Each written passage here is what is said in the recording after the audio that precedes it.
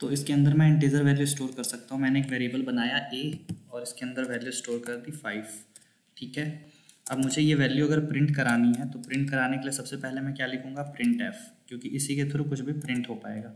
अब इसके बाद हम क्या करेंगे, प्रिंट एफ लिखने के बाद हमें क्या प्रिंट कराना है, जो प्रिंट कराना है वो इसके अंदर लिखेंगे डबल कोट के अंदर, ठीक है। जो भी हमें प्रिंट कराना है वो डबल कोट के अंदर लिखते हैं। तो हमें किसकी वैल्यू प्रिंट करानी है, 5 की वैल्यू प्रिंट करानी है, ए की वैल्यू प्रिंट करानी है, ओके।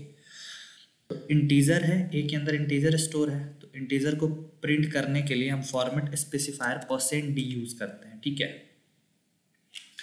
ओके। और %d क्यों यूज करते हैं, क्योंकि इंटीजर के लिए हम %d यूज करते हैं फॉर्मेट स्पेसिफायर, ठीक है।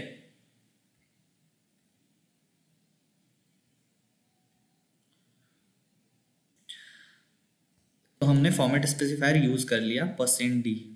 अब किसकी वैल्यू प्रिंट करनी है, हमें a की वैल्यू प्रिंट करनी है। तो हमें यहाँ पे इसे इंस्ट्रक्शन भी देना होगा कि अब a की वैल्यू प्रिंट करो। तो उसके लिए हमें क्या करना होगा कि %d जब हमने लिख दिया डबल कोट के अंदर, क्योंकि ये हमें प्रिंट कराना है, डबल कोट के अंदर जो लिखेंगे वही प्रिंट होगा।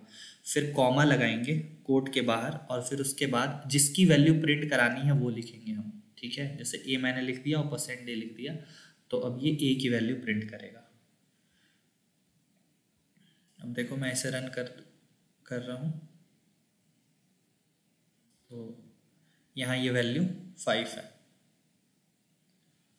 ठीक है। सिमिलरली अगर मुझे फ्लोट प्रिंट कराना होता, फ्लोट मतलब कि कोई decimal value, float b is equal to 5.5 कर दिया मैंने, ठीक है। अब ये वैल्यू प्रिंट कराना है तो इसके लिए मैं क्या लिखूंगा, प्रिंट कराने के लिए सेम वही printf, प्रिंट एफ से प्रिंट होगा। फिर जिसे प्रिंट कराना है वो डबल कोट के अंदर लिखेंगे। तो हम ये b में जो वैल्यू स्टोर है उसे प्रिंट कराना चाहते हैं, तो उसके लिए हम %f यूज़ करेंगे, क्योंकि इसके लिए हम कोड यूज़ करते हैं, ठीक है। अब फिर इसके आगे कॉमा लगाएंगे, किसकी वैल्यू प्रिंट करनी है, तो b की वैल्यू प्रिंट करनी है। अब ये देखो प्रिंट हो जाएगा यहाँ पे b की वैल्यू, देखो 5, यहाँ पे 5 अलग हो रहा है और 5.5 अलग हो रहा है। हमने \n नहीं लगाया, इसलिए दोनों एक ही लाइन में प्रिंट हो रहा है, ठीक है। \n अगर हम लगा देंगे तो देखो पहले प्रिंट क्या हो रहा है मेरा, a का वैल्यू, फिर उसके बाद b का वैल्यू प्रिंट हो रहा है। यहाँ पे 5.5 ही तो है, ठीक है। सिमिलरली अगर हमारे पास कैरेक्टर होगा तो कैरेक्टर डेटा टाइप कैसे होता है, char, और इसके अंदर हमने एक वेरिएबल ले लिया और वेरिएबल लेने के बाद इसमें @ रख लिया, ठीक है। इसे प्रिंट करने के लिए हम क्या यूज़ करेंगे, फॉर्मेट स्पेसिफायर। सबसे पहले वो है printf यूज़ करेंगे, फिर प्रिंट जो हमें करना है वो हम डबल कोट के अंदर लिखेंगे। तो जो c के अंदर वैल्यू स्टोर है ना, तो c के अंदर कैसी वैल्यू स्टोर है, कैरेक्टर वैल्यू स्टोर है। कैसे पता चला कि कैरेक्टर वैल्यू स्टोर है, क्योंकि ये इन्वर्टेड कॉमा लगा हुआ है और यहाँ पे कैर लिखा हुआ है, मतलब इसके अंदर कैरेक्टर वैल्यू प्रिंट होगी जब भी होगी। तो कैरेक्टर वैल्यू को प्रिंट करने के लिए %c लगाएंगे हम, ठीक है। और ये %c, चलो इसका नाम कुछ और कर देते हैं, f कर देते हैं। %c हमने लगाया और यहाँ पे f कर दिया, तो जो %c में वैल्यू है वो प्रिंट होगी। फिर हम यहाँ पे \n लगाएंगे, नहीं तो सेम ही लाइन में प्रिंट हो जाएगा। क्लियर है?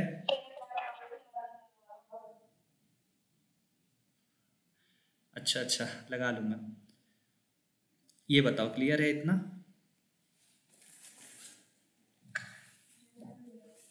किसी को अगर इसमें कोई प्रॉब्लम है तो बताओ।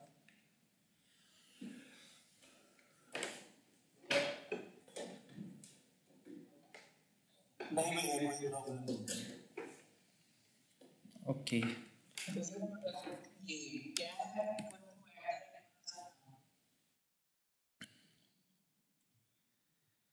कैर इज इक्वल टू @ क्या है? हाँ जी भैया, ये वाला। ओके,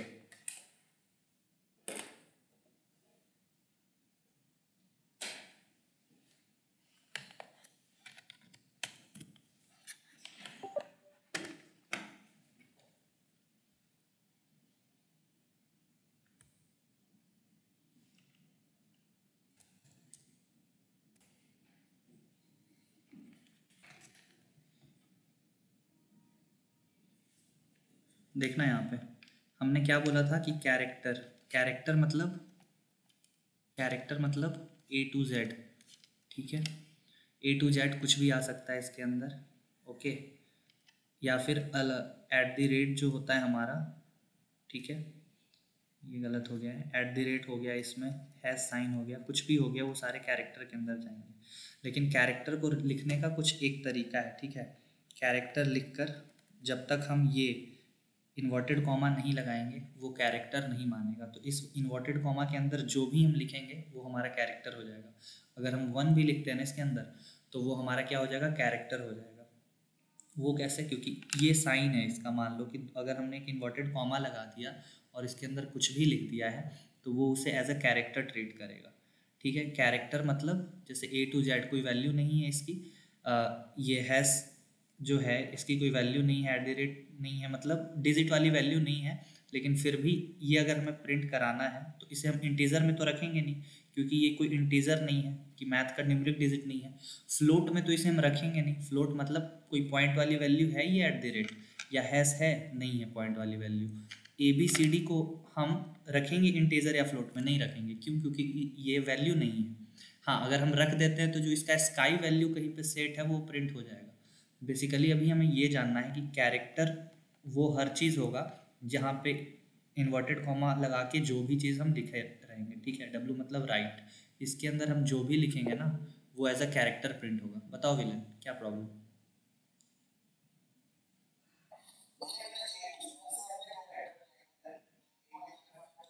हम्म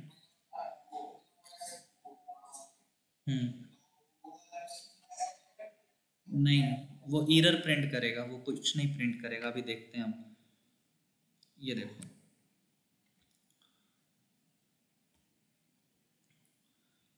यहाँ पे मैंने ये हटा दिया, ठीक है। कैरेक्टर है, okay. F is equal to @ A मैंने लिख दिया, ये कैरेक्टर है। कैसे कैरेक्टर है, कहाँ से पता चल रहा है? तो ये डेटा टाइप से पता चल रहा है कि इसके अंदर कैरेक्टर की वैल्यू स्टोर होगी, ओके। तो इसके लिए हम %C लगा दिया मैंने और प्रिंट भी करा दिया। लेकिन मैंने यहाँ पे इन्वर्टेड कॉमा नहीं लगाया है, तो क्या ये प्रिंट होगा मेरा? देखो 2 ही प्रिंट हुआ मेरा, तीसरा कहाँ है? नहीं प्रिंट हुआ वो। क्यों नहीं प्रिंट हुआ? क्योंकि हमने इन्वर्टेड कॉमा नहीं लगाया। तो वो आप क्या बता रहे थे कि A की वैल्यू प्रिंट होगी। तो अगर देखो इंट किया मैंने, ठीक है, एक इंट नाम का एक वेरिएबल बना लिया। एक वेरिएबल है इंट नाम का जिसके अंदर हमने इंट कह के, मतलब इंटीजर वैल्यू कह के क्या स्टोर करा दिया है, एक कैरेक्टर स्टोर करा दिया है, ठीक है। तो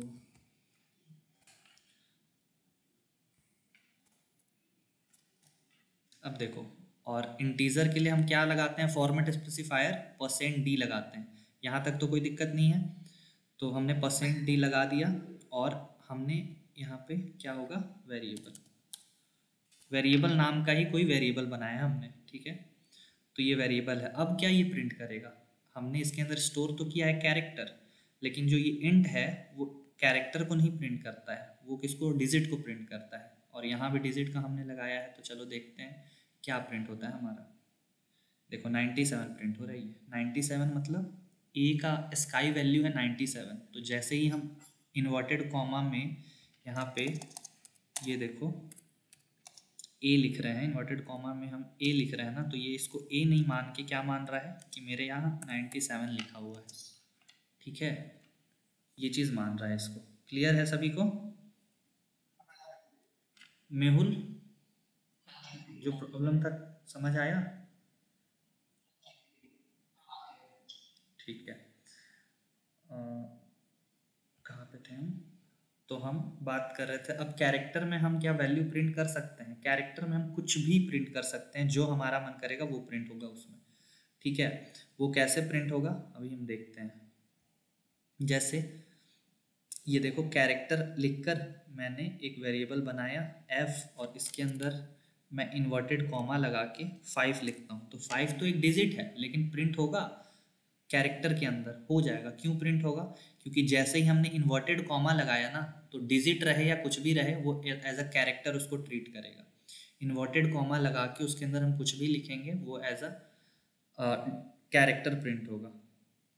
ये देखो 5 प्रिंट हो रहा है। अब ये 597 साथ में है, इस वजह से समझ में नहीं आ रहा है, कहीं बैकस्लैश एन नहीं लगाया है हमने। देखो यहाँ पे अगर हम बैकस्लैश एन लगा देंगे,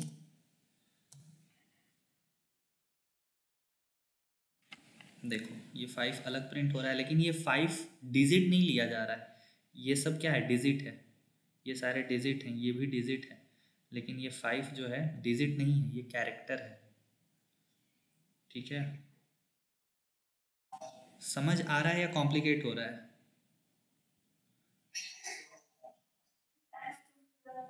आते हैं उस पॉइंट पे अभी फिर से। और किसी को बताओ अगर कोई प्रॉब्लम है तो। बहुत इम्पोर्टेंट। ठीक है, सिर्फ क्लियर है।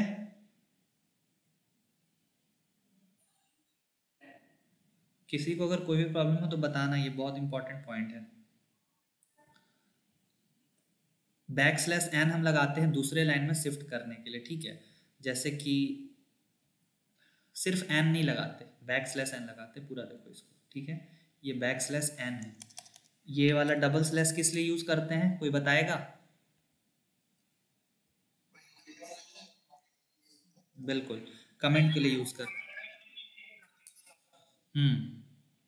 बैकस्लैश एन का यूज हम क्यों करते हैं, नेक्स्ट लाइन में जाने के लिए। Okay, backslash n to go in next line, ठीक है, नेक्स्ट लाइन में जाने के लिए। अगर मैं बैकस्लैश एन नहीं लगाऊं तो सारी चीज़ें एक लाइन में ही प्रिंट हो जाएगी। देखो क्या क्या प्रिंट है, 55597। सारे नोटबुक लेकर बैठे हो क्या? एक ये है, अब से जब भी बैठोगे ना साथ साथ नोटबुक और पेन लेकर बैठोगे, ऐसे कोई नहीं बैठेगा, ठीक है। अगर अभी नहीं है किसी के पास तो जल्दी से ले लो, 1 मिनट का मैं वेट कर रहा हूँ, उसके बाद करेंगे ये क्वेश्चन।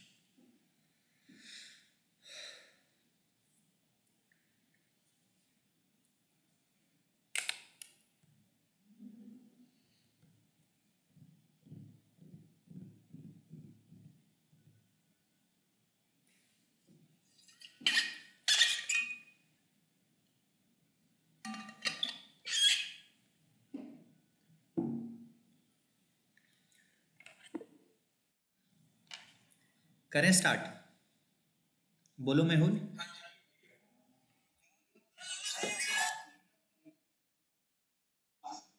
नहीं, नोट्स अलग चीज़ है, ठीक है, नोट्स मैं भेज दूंगा, वो अलग सीन है। लेकिन ना ये कुछ कुछ पॉइंट्स होते हैं जो साथ साथ निकल जाते हैं, कुछ नोट्स में हो सकता है नहीं लिखे हों, जो कि साथ साथ यहाँ पे होता है। आप अपने लैंग्वेज में उसमें लिख लोगे ना, कभी भी नोट्स बनाओ या फिर कुछ हेल्पफुल, वो वाला जो सीन होता है जो मेरे हो सकता है कभी माइंड से निकल गया तो दोबारा नहीं हो, या नोट्स में नहीं हो, तो वो चीज़ें साथ के साथ लिख लोगे। अभी ये पॉइंट नोट कर लो, 5.55597, इसी टर्म में नोट करना, ठीक है। राखी का क्वेश्चन था ना, राखी तुम जरूर नोट करना, ये कर लिया नोट?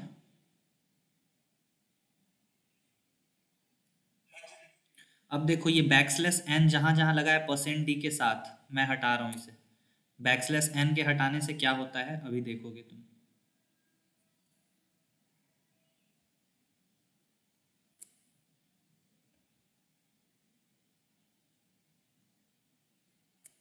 हटा दिया मैंने। अब देखो जितनी ये चारों वैल्यू है ना, ये एक साथ ही प्रिंट हो जाएंगी, तो हमें कंफ्यूजन कहाँ पे क्या प्रॉब्लम हुआ।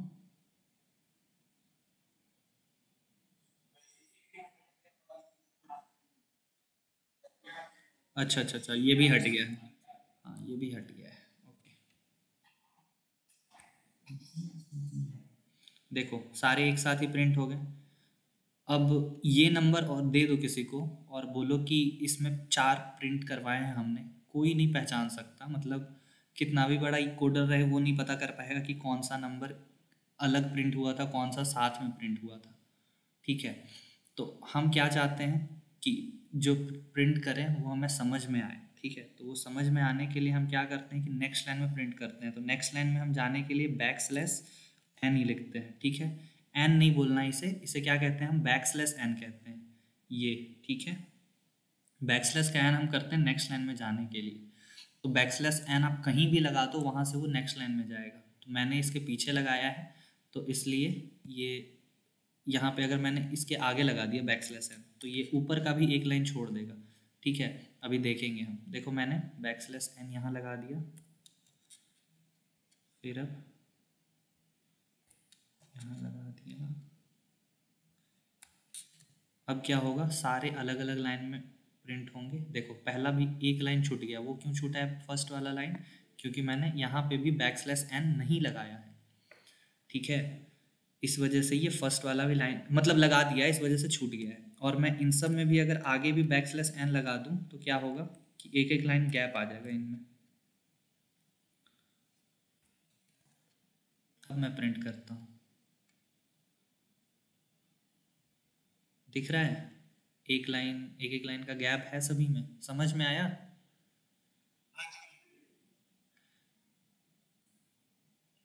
किसका क्वेश्चन था ये, राखी का ना, समझ में आया राखी। बैकस्लैश एन को न्यू लाइन कैरेक्टर, ठीक है। तो हमने ये देख लिया। और अगर कोई फॉर्मेट स्पेसिफायर में कंफ्यूज कर रहा है तो एक और ट्रिक मैं बताता हूँ। मान लो कि एक स्टोरी में बता रहा हूँ, पता है दिल्ली में एक गफ़ार मार्केट है, ठीक है, करोल बाग में। तो मैं वहाँ गया तो एक आके मेरे कान में कुछ बोल रहा था। अब मुझे ऐसे ही अनजान व्यक्ति कुछ आकर कान में बोलेगा तो मुझे क्या पता क्या बात कर रहा है। फिर मैंने बाद में दिमाग लगाया तो पता चला वो कुछ कोड बोल रहा है। फिर उसके बाद ऐसा सीन होता है ना कि कुछ ड्रग्स व्रग्स वाले क्या करते हैं कि वो कान में कुछ कोड बोलते हैं और वो कोड का रिप्लाई दो ना तो वो तुम्हें दे देते हैं, ऐसा करके कुछ सीन होता है। तो फिर बाद में मुझे समझ में आया अच्छा ये था। तो ये सारे जो है ना, मान लो इन सभी ने ड्रग्स रखा है अपने अंदर, ये ड्रग्स को जब तक हम कोड नहीं बताएंगे वो नहीं देगा ड्रग्स। तो इसके अंदर इंटीजर नाम का ड्रग्स है, तो इस ड्रग्स को लेने के लिए मुझे ये परसेंट डी कोड बताना पड़ेगा, ठीक है। इस वाले ड्रग्स को लेने के लिए ये हीरोइन है, ये कोकीन है, ठीक है, इसको इस ड्रग्स को लेने के लिए मुझे परसेंट एफ बताना पड़ेगा कोड, तब जाके प्रिंट होगा मेरा इसके अंदर जो प्रिंट है। क्यों, क्योंकि ये फ्लोट है, समझ में आ रहा है। परसेंट सी इस वाले ड्रग्स के लिए मुझे कैरेक्टर नाम का जो ड्रग्स है इसके लिए मुझे परसेंट सी लगाना पड़ेगा तभी वो प्रिंट होगा, ठीक है। अब आगे चलते हैं कि वो कोड था, कोड हम बताएंगे तभी वो हमें ड्रग्स देगा, अदरवाइज नहीं देगा। हमने वैल्यू प्रिंट करना सीख लिया कि मतलब जो वैल्यू होगी ना वो कैसे प्रिंट होगी, अगर कैरेक्टर है, फ्लोट है या फिर आपका इंटीजर है। अब हम क्या करेंगे, दो वैल्यू को एडिशन, सब्सट्रैक्शन, मल्टीप्लिकेशन, डिवीजन करना सीखेंगे, ओके। मान लो कि एक वैल्यू है, सॉरी इंट ए वेरिएबल में 5 है,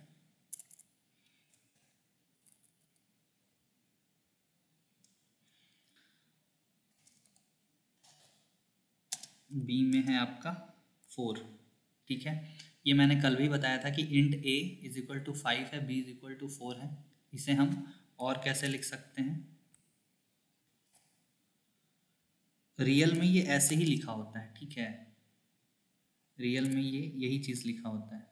लेकिन अब इंट मुझे बार बार लिखना पड़ रहा है, दूसरे लाइन में जाना पड़ रहा है, तो कोडिंग को हम इजी बनाते हैं। कोडिंग को इजी बनाने के लिए हम क्या करते हैं कि यहीं पे हम ऐसे अगर कॉमा लगाकर पहला वेरिएबल डिक्लेयर कर दिया हमने, वैल्यू भी दे दिया, फिर कॉमा लगा के दूसरा वेरिएबल हम डिक्लेयर कर सकते हैं।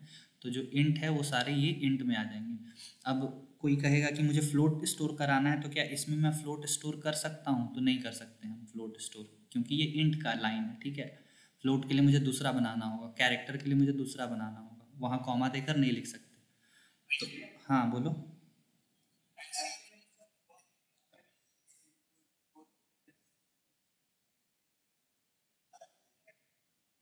हाँ वही चीज़ होगा यहाँ पे, जैसे int a is equal to मैं 5 लिखूँ, बी इज इक्वल टू 7 लिखूँ, ठीक है।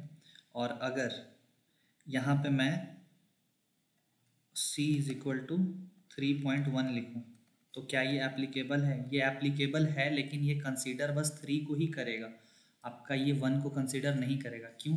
क्योंकि यहाँ पे लगा है इंट, और इंट के पास इतना ही पावर है कि पॉइंट के पहले वाले ही डिजिट को ले सकता है। इसके हाथ में उतनी पावर नहीं है कि पॉइंट के बाद वाले को भी कंसीडर करे। तो हम अगर कोई भी पॉइंट वाली वैल्यू को इंट के अंदर लिखते हैं तो वो पॉइंट के बाद वाली वैल्यू को नहीं कंसीडर कर पाएगा, ठीक है, बस वो पॉइंट के पहले वाली वैल्यू को कंसीडर करेगा। तो वो इंट ऐसे मान लेता है कि यहाँ भी लिखा हुआ है और यहाँ भी लिखा हुआ है, ठीक है। और वैसे ही अगर हमने फ्लोट लिखा,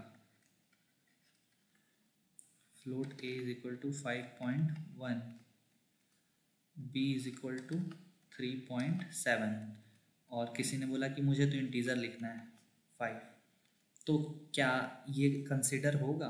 बिल्कुल कंसीडर होगा, लेकिन वो इसको क्या मानेगा, वो इसको आपका 5 नहीं मान के वो 5 को मानेगा आपका 5.0, ठीक है, वो इस टर्म में प्रिंट करेगा। क्लियर है? हेलो, हाँ जी भैया। हाँ जी। तो अब इन दोनों को मुझे ऐड कराना है, ठीक है। तो इंटीजर का हमेशा सम क्या होता है? इंटीजर होता है, ओके। इंटीजर ऐड आप कर लो, उसका सम होगा इंटीजर भी देख लेते हैं एक बार और।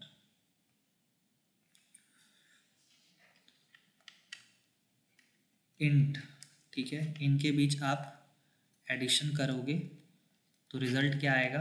इंट आएगा, ठीक है, ओके। इंट और फ्लोट के बीच करोगे क्या आएगा रिजल्ट? फ्लोट।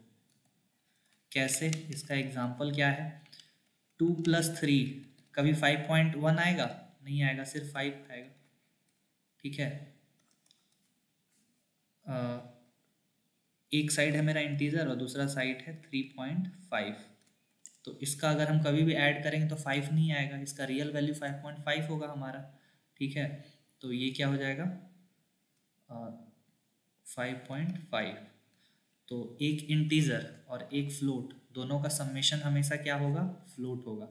सिमिलरली यही केस आपका माइनस प्लस किसी में भी होगा, ठीक है, okay.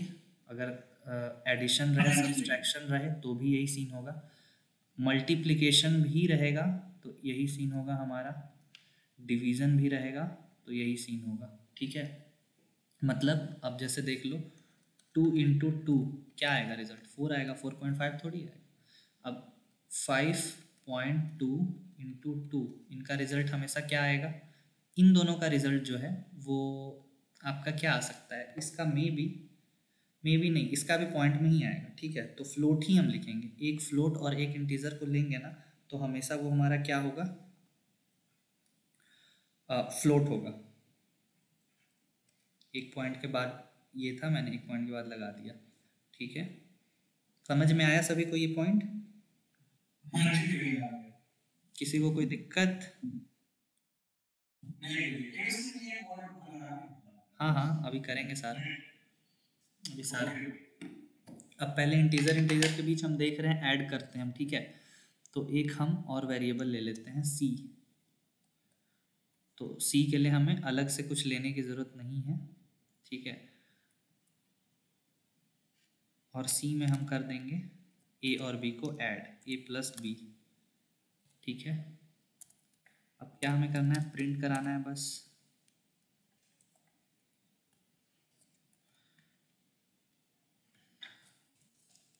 The value of c is, ये कौन सी c क्या है? मेरा c मेरा इंटीजर है ना, तो इंटीजर को प्रिंट करने के लिए क्या कोड बताना पड़ेगा मुझे? %d। c की वैल्यू क्या है? %d है। तो यहाँ से c का वैल्यू डिटेक्ट नहीं कर पाएगा, ये मैंने बस शो करने के लिए लिखा है, समझो ऐसा। तो वैल्यू कहाँ से डिटेक्ट करेगा? वैल्यू जो हम यहाँ पे लिख रहे होंगे ना, यहाँ से वैल्यू डिटेक्ट होता है, ठीक है। अब देखो, the value of c is 9 आ रहा है, 5 और 4 का सम, 5 को और 4 को ऐड कर दिया इसने, तो हमारे पास क्या आ रहा है? 9। क्लियर है?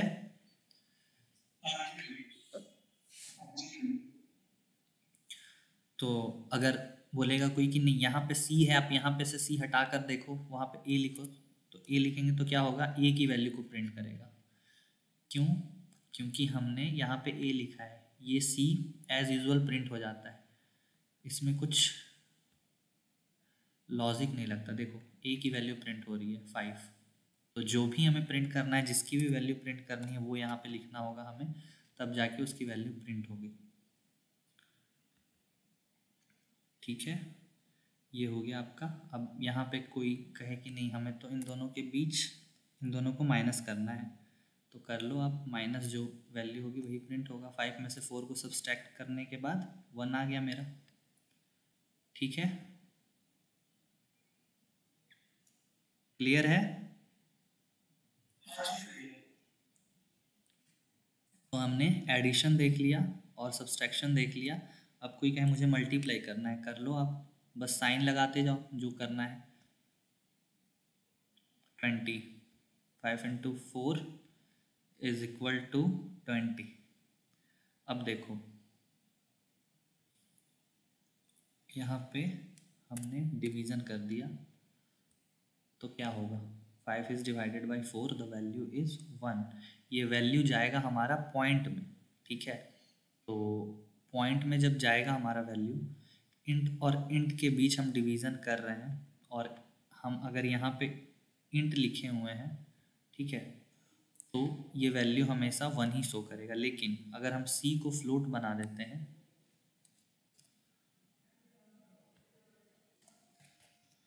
c को हमने बना दिया फ्लोट, और यहाँ पे %d की जगह f लिख दिया, तो अब पूरी की पूरी वैल्यू प्रिंट होगी 1।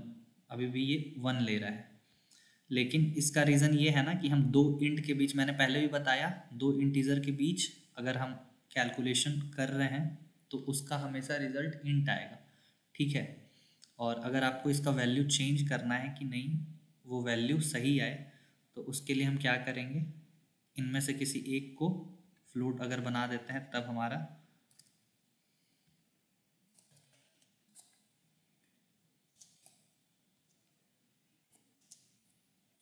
अब ये 4.0 कंसिडर होगा। ठीक है, b = यहाँ पे कॉमा, देखो अब एग्जैक्ट वैल्यू प्रिंट हो रही है 1.25। वो पहले क्यों हो रहा था? क्योंकि पहले मैंने यहाँ पे बताया था कि अगर दो इंटीजर है तो उन दोनों का यहाँ पे देखो दो इंटीजर है, उन दोनों के बीच कुछ भी हम करें टास्क, हमारा रिजल्ट हमेशा इंटीजर आएगा। तो सिमिलरली यहाँ पे इंट को डिवाइड हमने किया इंट से, ठीक है, तो हमारा रिजल्ट क्या आया? इंट में आया। लेकिन जैसे ही हमने एक को फ्लोट बनाया तो हमारा रिजल्ट क्या आ गया? फ्लोट में आया। ओके, आया समझ? ठीक है, हमने क्या लिया था? 5 को किससे डिवाइड किया था? 4 को 5 से किया था। इसको हम अगर डिवाइड करें तो क्या आएगा मेरा रिजल्ट?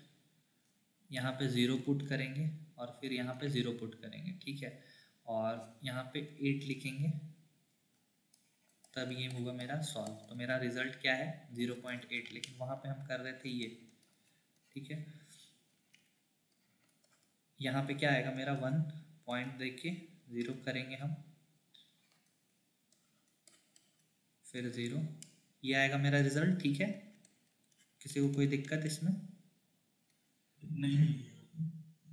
तो मेरा रिजल्ट क्या क्या कह रही हो राखी?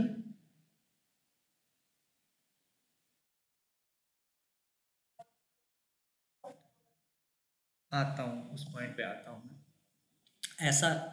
ऐसा इससे क्लियर हो जाएगा आपको कि वो आपका खुद माइंड डेवलप कर जाएगा। अभी हम स्टार्टिंग पे ही हैं, ठीक है, तो टेंशन लेने की बात नहीं है। ये जैसे मैंने 1.25 लिखा है, ठीक है, तो पूरा प्रिंट होना, मैंने एक साइड लिया है इंटीजर है ये, और 5 भी मेरा क्या है? इंटीजर वैल्यू है। तो 4 को जब हम 5 से डिवाइड करेंगे तो मेरा ओवरऑल क्या वैल्यू आना चाहिए?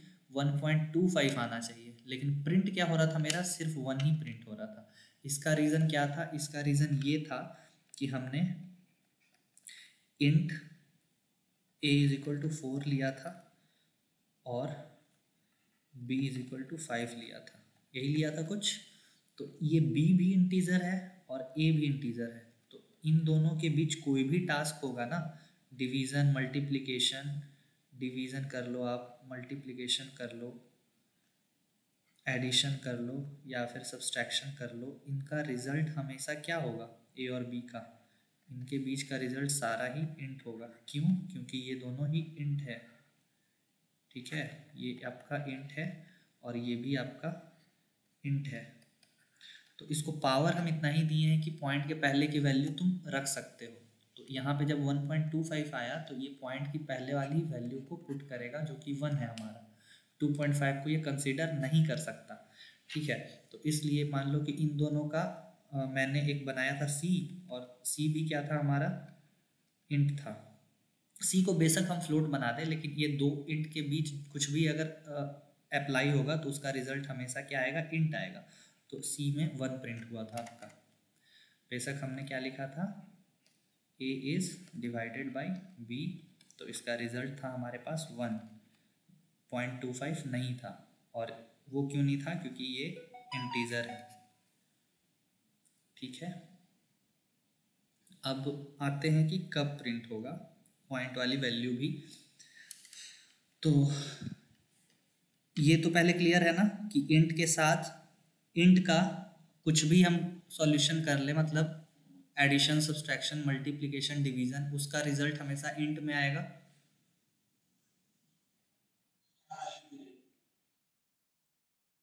बाकियों को क्लियर नहीं है, बोलो यार एक बार। अब आते हैं इंट और फ्लोट पे। इंट है और प्लस फ्लोट है, ठीक है, इंट है माइनस फ्लोट है।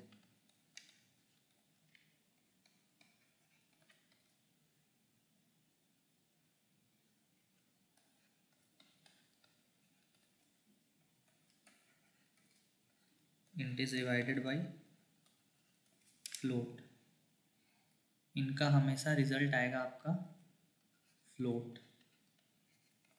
ओके। इसका आप स्क्रीनशॉट ले लेना, अभी मैं लिख दे रहा हूँ इसको।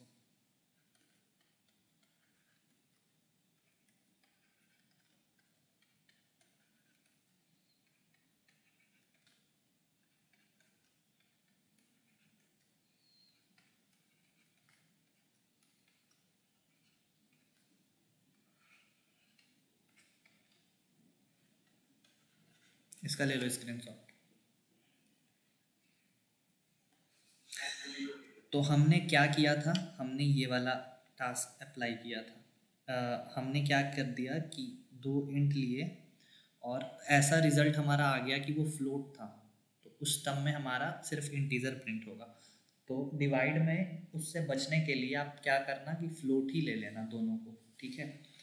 वहाँ पे अगर आप फ्लोट लोगे तो आपको कन्फ्यूज़न नहीं होगी। जैसे अगर ऐसा नंबर दिख रहा है जिससे आपको पता है कि ओवरऑल कट जाएगा हमारा, जैसे कि अगर मैं यहाँ पे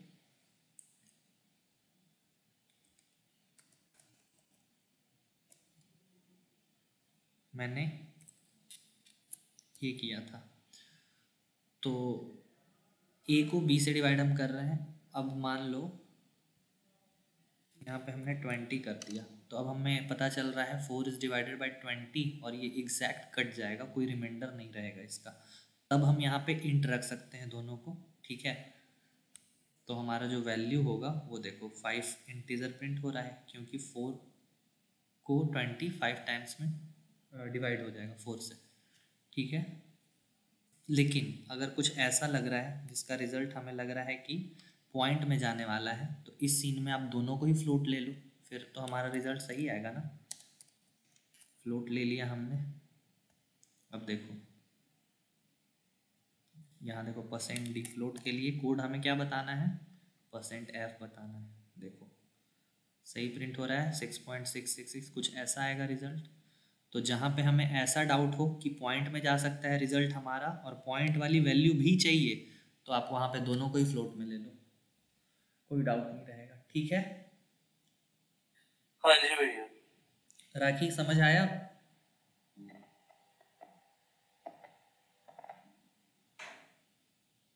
आवाज़ नहीं आई आपकी, टाइप कर दो आप मैसेज। समझ आ गया भैया। हाँ, तो ये आप कह रहे थे ना कि वो हम कैसे जानेंगे, तो वही है कि अब इतना माइंड डेवलप कर गया हमारा कि अगर उस वो सीन बने तो हम ये करेंगे। बोलो मेहुल। भैया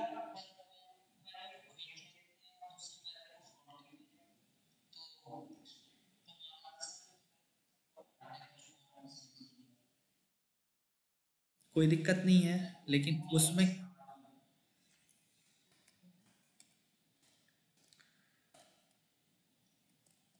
देखो हमने क्या किया, इसको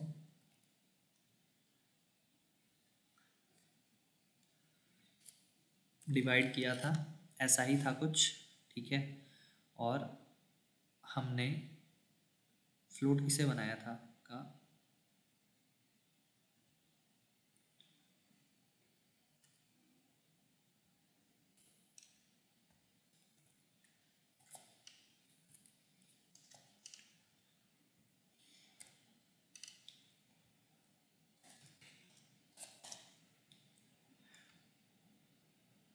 एक इंट है एक फ्लोट है।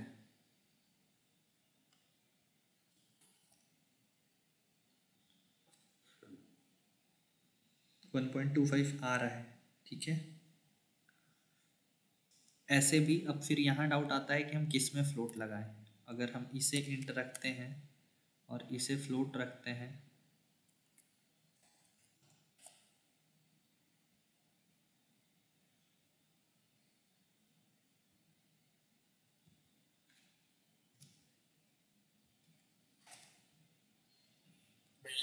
हाँ। हम्म। हाँ, सिर्फ वन आएगा। हाँ, देखो हमें जैसे देखकर ही पता चल जाएगा कि कहाँ पे क्या लगाना है। जैसे ये वाला तो हो ही गया कि अगर इंट और इंट दो ले रहे हैं और रिजल्ट में बेशक हम फ्लोट, जैसे देखो यहाँ पे हमने दोनों इंट ले लिया, ठीक है। इंट है, ये भी आपका बी भी इंट है, ठीक है।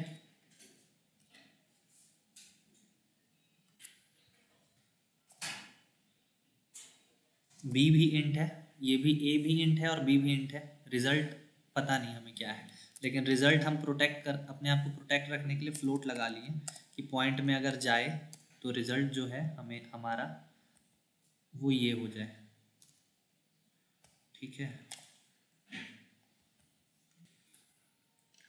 देख रहे हो, तो हमने यहाँ पे क्या किया है, फ्लोट लगा लिया। c इज इक्वल टू सी में जो रिजल्ट आए वो मेरा फ्लोट हो, लेकिन उससे नहीं होगा रिजल्ट हमारा।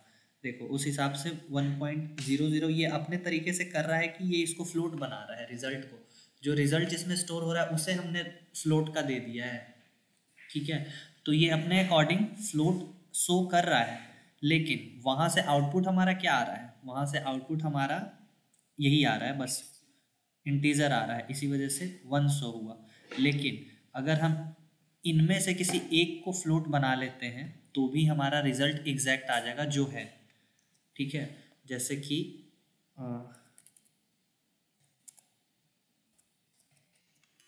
हमने बी को ही बना लिया फ्लोट, और अब देखो अब रिजल्ट मेरा बिल्कुल सही आएगा, 1.25 आया। किसी एक को मैंने बना लिया, अब भैया जिसमें मतलब 1.25 आ रहा है, लेकिन जिसमें हमने रिजल्ट को स्टोर करा है, अगर वो इंटीजर रहेगा तो क्या होगा हमारा वैल्यू के साथ, तो इंटीजर रहेगा तो आपका वैल्यू सिर्फ इंटीजर से होगा। क्या है हमारा रिजल्ट 1.25 है ना, लेकिन अगर जिसमें रिजल्ट हमने स्टोर किया है वो इंट है, मतलब वो बस इंटीजर ही स्टोर कर सकता है, तो इसलिए रिजल्ट इस केस में हमारा 1 होगा। समझ आ रहा है?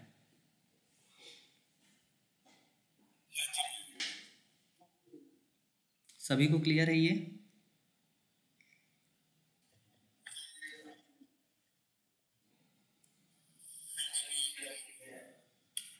ठीक है, तो हमें ये रिजल्ट वाला भी इसमें फ्लोट रखना होगा। और अगर किसी को लग रहा है कि बाद में भूल जाएंगे तो जितना ही प्रैक्टिस करोगे उतना ही परफेक्ट बनेगा।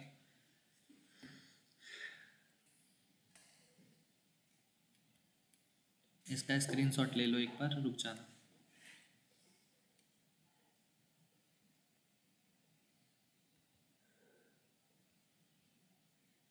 ले लो स्क्रीनशॉट।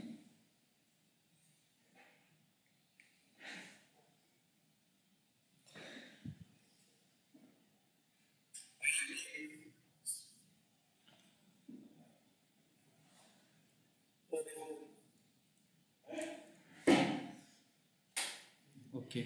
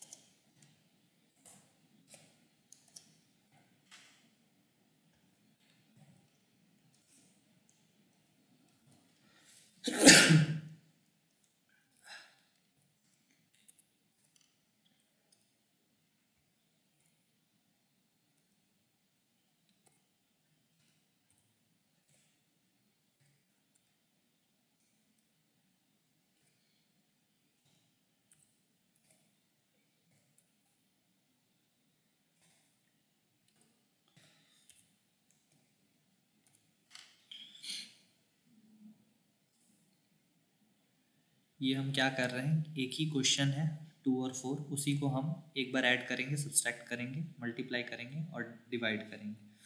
ठीक है, हाँ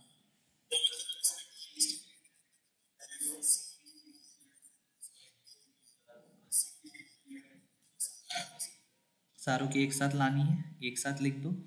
अलग अलग प्रिंट करना चाहते हो अलग अलग कर देते हैं, पहले हम अलग अलग करके देखेंगे। ठीक है,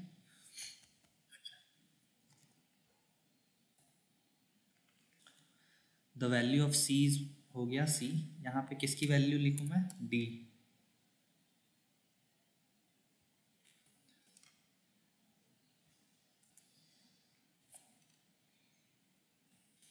यहाँ पे ई,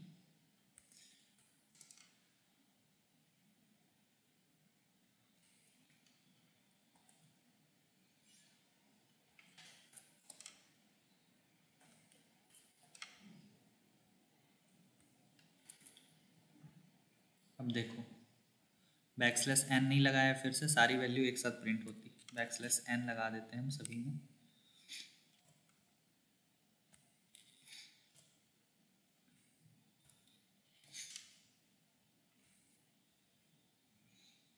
देखो आ गया, सबसे फर्स्ट में क्या हुआ हमारा, सब ऐड हुआ, फिर उसके बाद सब्सट्रैक्ट हुआ, फिर मल्टीप्लाई, फिर डिवाइड हुआ। ठीक है, क्लियर है। अगर किसी को लग रहा है कि ये वैल्यू यहाँ क्यों लिखी हुई है, हटा दो इसको एक बार, यहाँ पे जो है एग्जैक्ट वही लिख दो,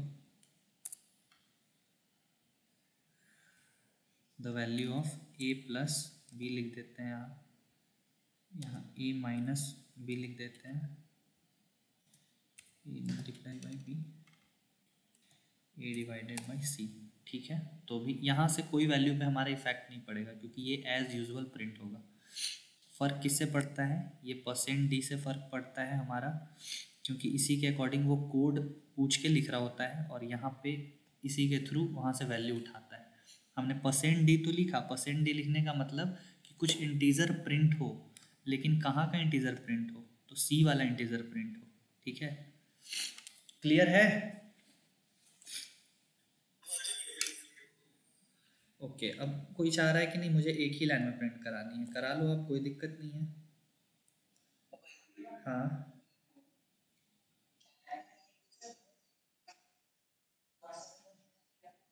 वही तो पहले लिखा था, फर्स्ट टाइम में तो वही लिखा था ना।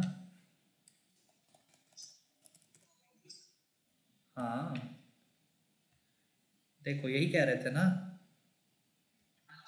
पहले तो यही प्रिंट करके दिखाया है भाई, उसके बाद उस पर गए थे कि अगर इसमें कंफ्यूजन होगा तो उससे समझ में आ जाएगा।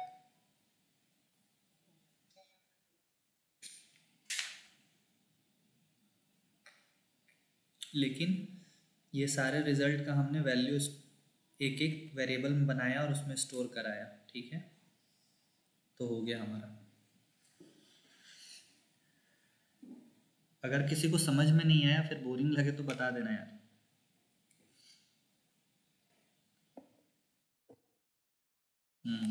ठीक है, क्योंकि अगर बताओगे नहीं तब तक आपके प्रॉब्लम का सॉल्यूशन नहीं होगा, ठीक है। कुछ भी प्रॉब्लम हो पहले बताओगे तभी सॉल्यूशन। हाँ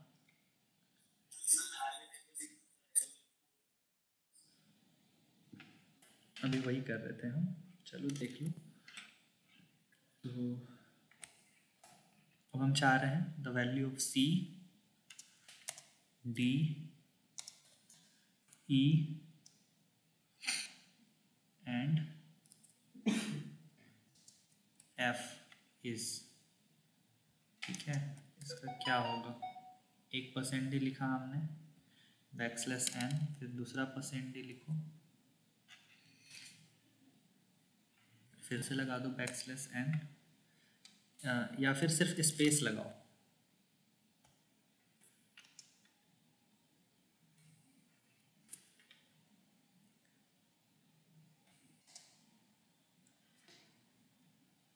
%d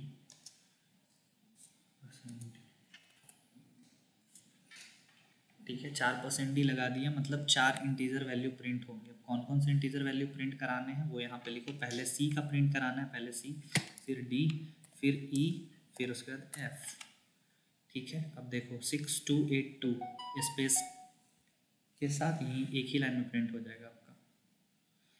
the value of c d e and f is 6282। 6 refers to c, d को 2 और ई को 8 मिला और एफ को 2। क्लियर है?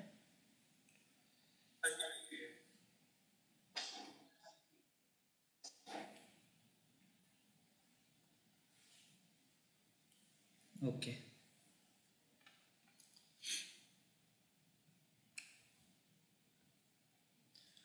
तो आज हमने क्या क्या सीख लिया है, multiplication, division, addition and subtraction, ये चारों चीज़ें सीख ली हैं। अगर वैल्यू दी हुई है तो कल हम एक चीज़ सीखेंगे, यूज़र से इनपुट कैसे लेते हैं, ठीक है।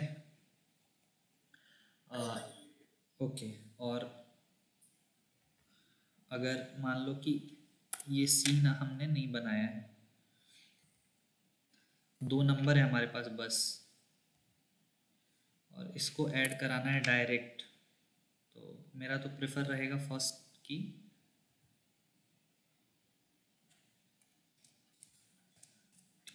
Addition of a and b as. तो फर्स्ट प्रेफर मेरा रहेगा कि वो आप बना लेना सी एक, और उसके अंदर इन दोनों के बीच क्या हो रहा है, टास्क एडिशन हो रहा है, मल्टीप्लिकेशन, डिवीजन, सब्सट्रैक्शन क्या हो रहा है, शो कर देना, और फिर वो रिजल्ट को प्रिंट कराना, ठीक है।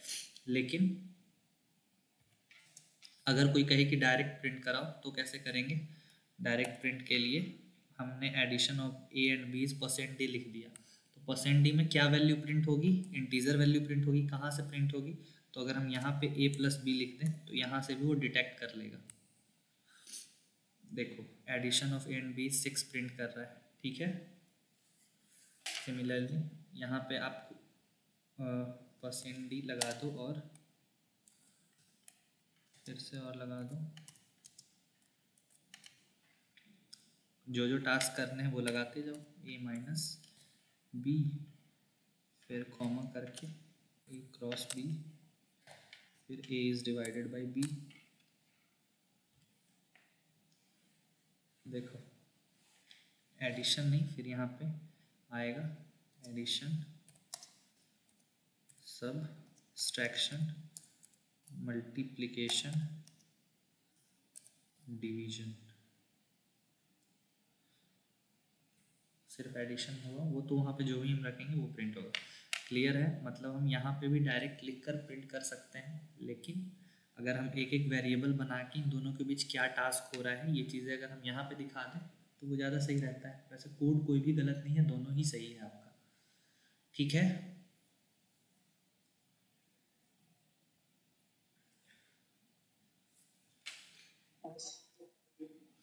अब आज का बताओ जितना हुआ इसमें, किसी को कोई डाउट है, कोई प्रॉब्लम है?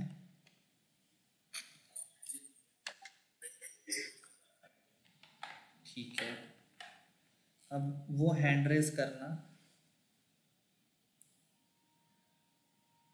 यार आपका नाम ऐसा है ना कि क्या है, ऐसे जो भी हो, हैंड रेज जिसने करा है, जो प्रॉब्लम है बताओ।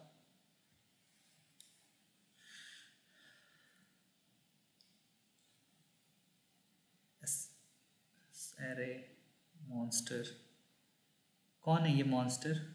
नाम बता दो भाई अपना। Okay,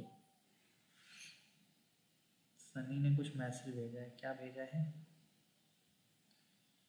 int a b is equal to 3 CE। डाउट है इसमें, क्या डाउट है भाई? इसको आप कॉपी करके हम प्रिंट कर लेते हैं, पता चल जाएगा क्या। अरे यार, Ctrl+C कर दिया मैंने कॉपी। सनी क्या कह रहा है देख लेते हैं, यही कह रहे हो? यहाँ पे इंक्लूड स्टूडियो, ठीक है, इंट में लगाया है। इंट में आपने 19 BCE 4 इंट रखा, फ्लोट एक रखा है, उसमें 6.99 रखा है, ठीक है। C is equal to AB और E is equal to B divided by D। क्या क्या इसमें डाउट आ रहा था बताओ? पहले तो इसमें क्या क्या मिस्टेक है? मिस्टेक नहीं है, कुछ आ रहा होगा, लेकिन जनरली सारी चीज़ें तो प्रिंट हो रही हैं।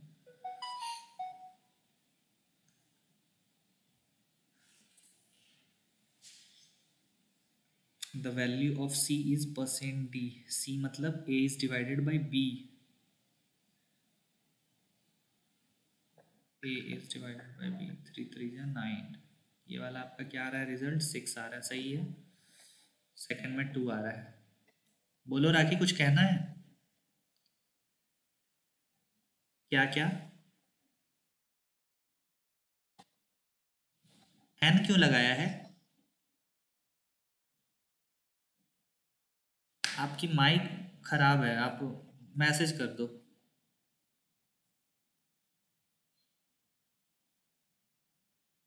मैसेज में बोलो क्या बोल रहे हो। सेकंड में हमें क्या चाहिए? सेकंड में हम ई प्रिंट कर रहे हैं, तो ई हम प्रिंट कर रहे हैं, b is divided by d. B क्या है हमारा? 6.99 है, इसको हम 3 से डिवाइड करेंगे, ठीक है।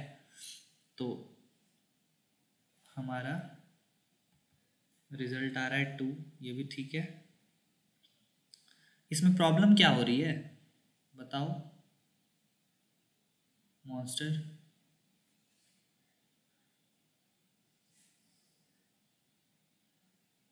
ये जो इतना कुछ,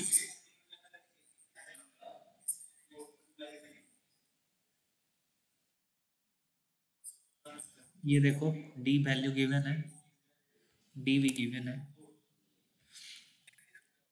सारी वैल्यू गिवन है, कोई दिक्कत नहीं है, तो प्रिंट तो हो रहा है, क्या दिक्कत आ रही है? पूछना क्या है बताओ भाई? हाथ रेस करने से, हैंड रेस करने से सिर्फ नहीं पता चलेगा, बोलना भी पड़ता है। बोलो।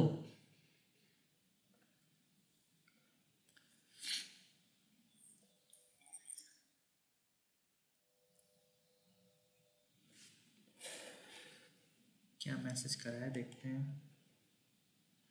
लास्ट टू स्टेटमेंट का आउटपुट 0 0 आ रहा है भैया। अच्छा, अब क्या है लास्ट वाला 2? एक हम C और E कर रहे हैं। C में क्या है? A is divided by B, 19 और 3।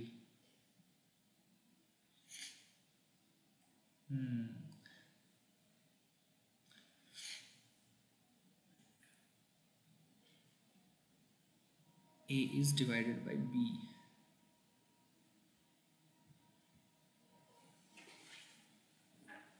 देखना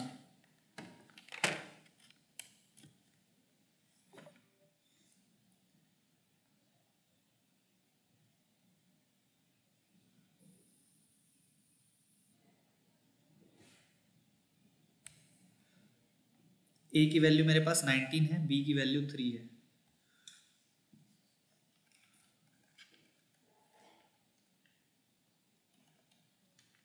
ठीक है, ए इज डिवाइडेड बाय बी, मतलब हमें क्या करना है,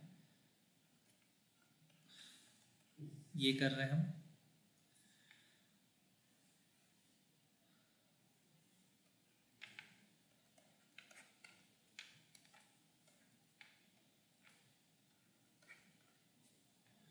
सिक्स 6.333 समथिंग आएगा इसका रिजल्ट। ठीक है, लेकिन ये क्यों नहीं आ रहा है? आपने यहाँ पे फ्लोट लिखा है, ठीक है, और ये होना क्या चाहिए, डी होना चाहिए। क्यों डी होना चाहिए? क्योंकि सी कहाँ है मेरा, सी है मेरा इंटीजर में, सी रिजल्ट मेरा इंटीजर में है। आप बोल रहे हो उसको कि मेरे पास हीरोइन है और उसे मांग रहे हो कोकीन, जो ड्रग्स वाला सीन था। ठीक है, तो यहाँ इंटीजर आप बता रहे हो कि इंटीजर है, और वहाँ पे उसे बोल रहे हो कि आप फ्लोट प्रिंट करो, तो पहला गलती तो यही हो गया हमारा।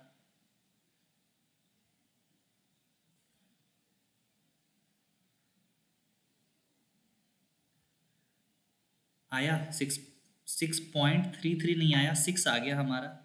ठीक है, 33 इसलिए नहीं आया क्योंकि ये फ्लोट नहीं है। फोर्थ में भी आपने यही किया होगा। ई मेरा इंटीजर है, आप यहाँ पे %f लगा रहे हो, तो ये भी हमारा %d होगा। अब देखो वो जो वार्निंग भी शो कर रहा था वो भी हट गया, तो ये आ गया 2। क्लियर है?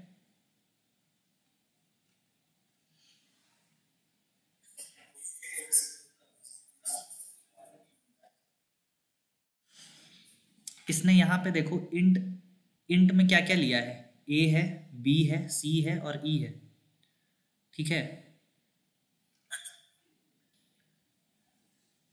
इंटीजर के अंदर इसने रखा है ए, बी, सी और ई। ठीक है, ये रखा है इसने इंटीजर के अंदर, ये है इंटीजर के अंदर। लेकिन यहाँ पे देखना, तो जब भी हम A B C E print कराएंगे हम %d यूज़ करेंगे, क्योंकि इंटीजर के लिए फॉर्मेट स्पेसिफायर वो कोड यूज़ होने वाला क्या है, %d है। तो यहाँ पे इसने सी के साथ क्या लगा रखा था, %f। तो %f होगा इसके लिए? नहीं होगा। क्यों नहीं होगा? क्योंकि वो इंटीजर है, इसके साथ %d होगा। सिमिलरली ई के लिए इसने क्या लगा रखा था, %f लगा रखा था, और यहाँ पे इंट किया है, तो ये सपोर्ट नहीं कर रहा था। आया समझ? अगर ये फ्लोट कर दे, ठीक है, तो अब यहाँ पे जो भी %d है %f कर देगा, तो जो जो एग्जैक्ट आंसर है ना वो आएगा।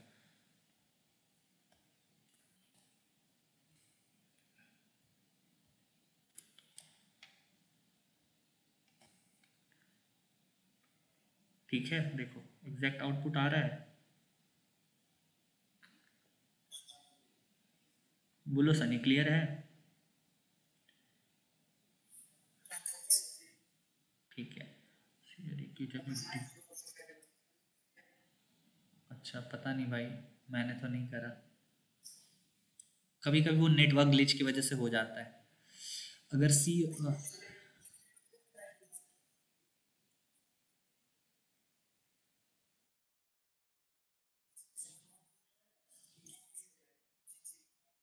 कौन सा बात कर रहे हो, ये वाला?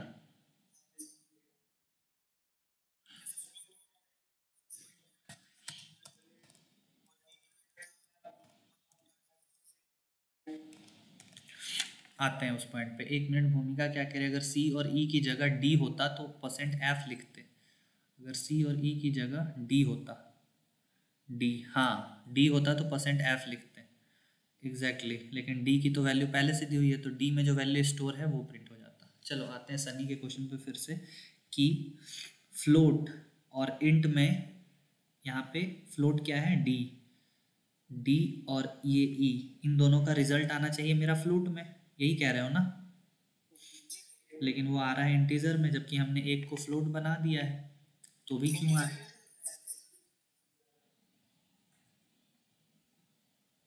तो भाई वो ना बताते हैं अभी। ये देखो ई को तुमने एक फ्लोट बना दिया है और एक इंटीजर है। इन दोनों का रिजल्ट जो होगा फ्लोट और इंटीजर का, अगर हम इंटीजर लिखते हैं सबसे पहले तो ई जो है, ई हम अगर यहाँ पे इंट है तो ई के लिए हम यहाँ पे %f लगाएंगे तो वो यहीं से गलत हो जाएगा, क्योंकि इंटीजर के साथ हम नहीं लिख सकते हैं %f, ये कोड ही नहीं है। आप स्टेशनरी पे जाके बोलोगे 1 किलो आलू दीजिएगा भैया, वो देगा? वो तो बुक्स रखता है, वो कॉपी रखता है।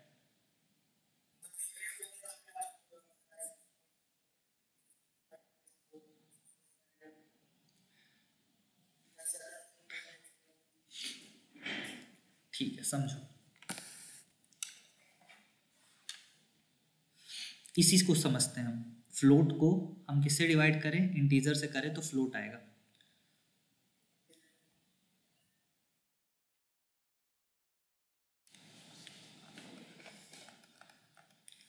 फ्लोट को हम डिवाइड करेंगे इंटीजर से तो रिजल्ट मेरा फ्लोट आएगा, बिल्कुल सही है ये बात, ठीक है। तो अब इसमें तुम्हारा जो क्वेश्चन है वो उठाते हैं कि क्या है, तुम किस में लाना चाह रहे हो? ये ई वाला जो वैल्यू है इसको चाह रहे हो कि मेरा रिजल्ट फ्लोट में आए, यही ना? ठीक है, लिख लेते हैं ये सारे कंडीशंस, हम लिख लेते हैं वहाँ पे। कहाँ गया वन नोट? एक मिनट रुक जाओ, मेरा फोन किधर है? बार बार इसे हटाने की जरूरत ना पड़े।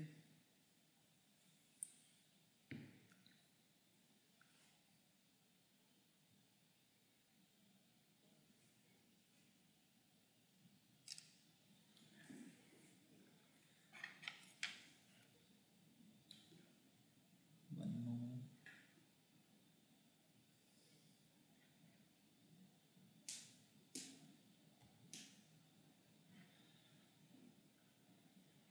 मैंने ये बोला इसलिए तुमने वो क्वेश्चन दिया, तो उसमें ना तुमने गलती करी है। क्या गलती करी है अभी हम आते हैं उस पॉइंट पे, पहले हम देख लेते हैं कि तुम क्या कर रहे हो। तुमने ये पॉइंट को प्रूफ करने के लिए पहला क्या क्या लिया है? तुमने लिया है a = 19, ठीक है, b = लिया है 3 और c लिया है और e लिया है। ये लिया है फर्स्ट में और ये सारा क्या है? इंट में, ठीक है।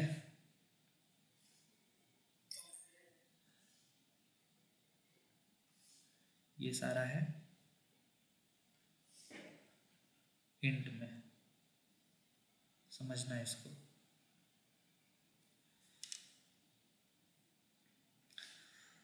और तुम्हारे पास फ्लोट में क्या है? फ्लोट में तुमने लिया है d, बस एक वैल्यू ली है, वो है 6.99, ठीक है।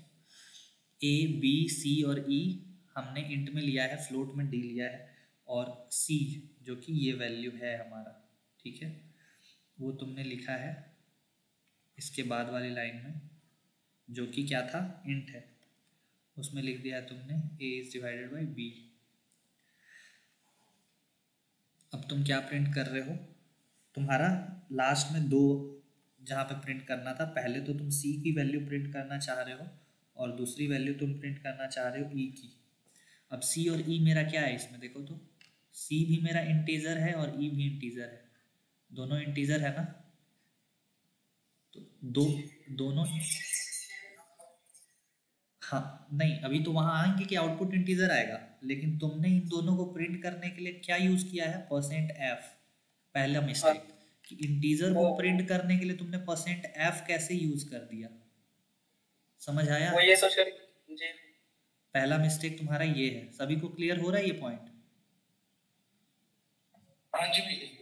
तो ये तुम्हारा पहला स्टेप ये गलत है। अब इन दोनों को प्रिंट करने के लिए होगा क्या? तो ये c और e क्या है? इंटीजर है, तो पहला इसको प्रिंट करने के लिए हम %d लगाएंगे और तब जाके ये हमारा प्रिंट होगा, ठीक है, प्रिंट होगा। अब क्या प्रिंट होगा, अब उस पर आते हैं हम। c और e दोनों इंटीजर है, तो इंटीजर कभी भी पॉइंट वाली वैल्यूज को अपने अंदर प्रिंट नहीं करेगा। बेशक सी का वैल्यू तुमने क्या रखा है, ए इज डिवाइडेड बाई बी, ए का वैल्यू है 19 और बी का वैल्यू है हमारे पास 3, तो इसका हमारे पास कुछ आएगा, सॉरी 6,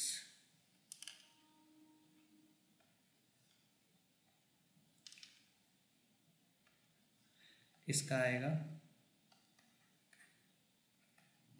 6.3, ऐसा कुछ आएगा, ठीक है, ऐसा आएगा तो 6.33 आएगा। तो जब हमने C का वैल्यू प्रिंट कराया परसेंट डी से, तो परसेंट डी को इतना ही इसके पास पावर है कि ये पॉइंट के इधर वाली वैल्यू को प्रिंट कर सकता है, पॉइंट के इस साइड की वैल्यू को ये टच भी नहीं कर सकता, इसलिए तुम्हारा 6 प्रिंट होगा। क्यों?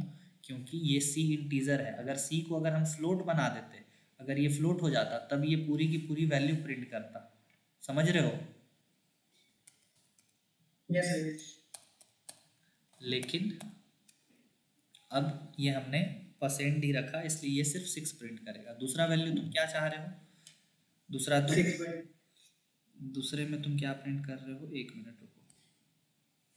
दूसरे में तुम प्रिंट कर रहे हो ई, okay.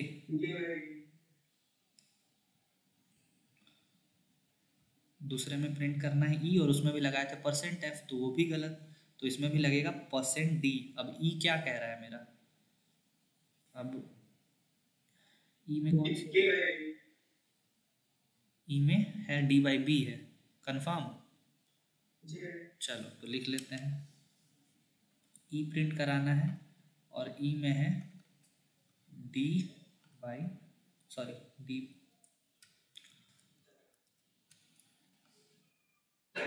D is divided by b, ये है, ओके। तो लेकिन ये हमेशा इंटीजर वैल्यू प्रिंट करेगा, ठीक है। डी में क्या है, बेशक मेरा डी में फ्लोट है, डी में मेरे पास क्या है, फ्लोट है, लेकिन हमारा ई तो है इंटीजर ही ना, ई तो हमारा इंटीजर है, तो ई को हमने पावर ही नहीं दे रखा कि फ्लोट वाली वैल्यू को प्रिंट करेगा। अगर ई मेरा फ्लोट में होता तो फ्लोट वाली वैल्यू को प्रिंट कर देता। सभी को आया समझ? सनी आया समझ या कोई दिक्कत है? ठीक है, और किसी का कोई क्वेश्चन है?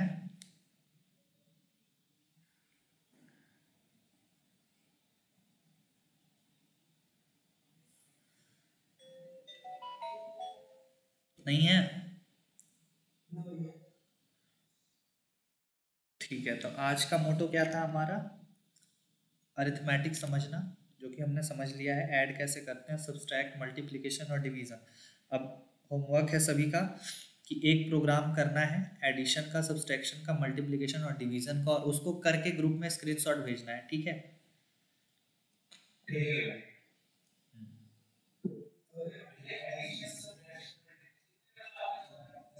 हाँ हाँ हाँ, जो जो आज कराया है वो सारे।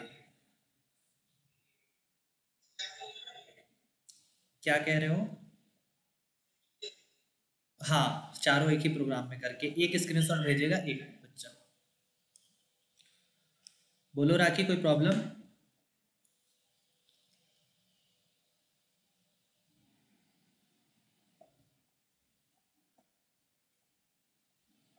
हेलो,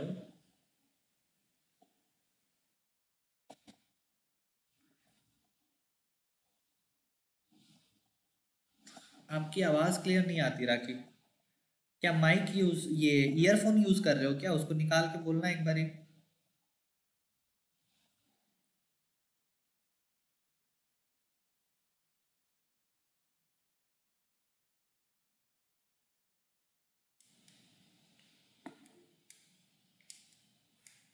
बताओ रमन, क्या प्रॉब्लम है?